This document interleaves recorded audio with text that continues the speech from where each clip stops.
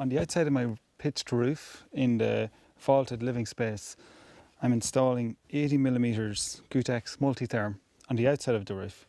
Gutex Multitherm is an excellent insulation, but it also has very high heat storage capacity, so it'll help insulate in winter and also help prevent overheating in summer. Acoustically, it is a very high density, and with the tongue groove interconnection, this gives a very inherent wind tight layer on the outside of my rafter.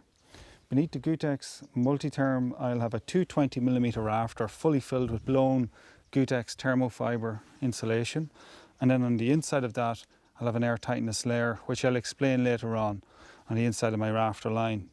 So in this part of the roof, this will be a fully warm roof with insulation both on the outside and between the rafters, and the U value of the overall roof will be about 0.11 watts per metre squared degree Kelvin.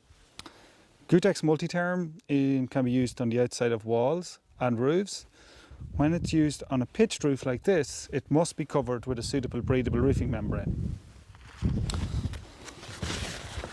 So the process on this roof is to apply the Gutex Multitherm. The people from TimberTech Timberframe are installing it at the moment. Then ProClimate Solitex Plus Connect will be fitted on top of this.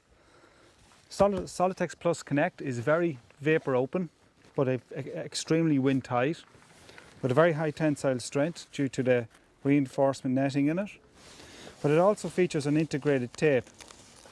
So we can see on every overlapping, this pre-applied tape gives an extremely high wind tightness. So all laps are inherently sealed, pressed, and then it gives an extremely high level of wind tightness on the overlappings. Instead of having the tape overlaps for wind tightness, this greatly speeds up the process and makes it much more economical.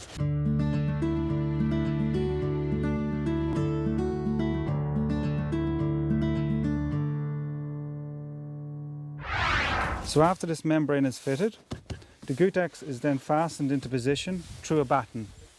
So after the Solitex U Plus Connect is installed, a Heko screw is being used, which are these engineered screws.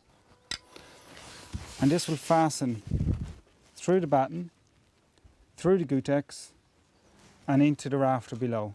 So the first screw is applied about 150mm off the end grain at 90 degrees to the rafter.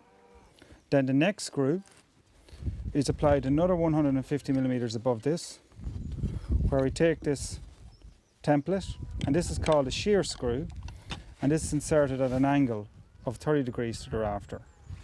And this allows you to insert the screw at this angle, which reduces the shear load on the insulation.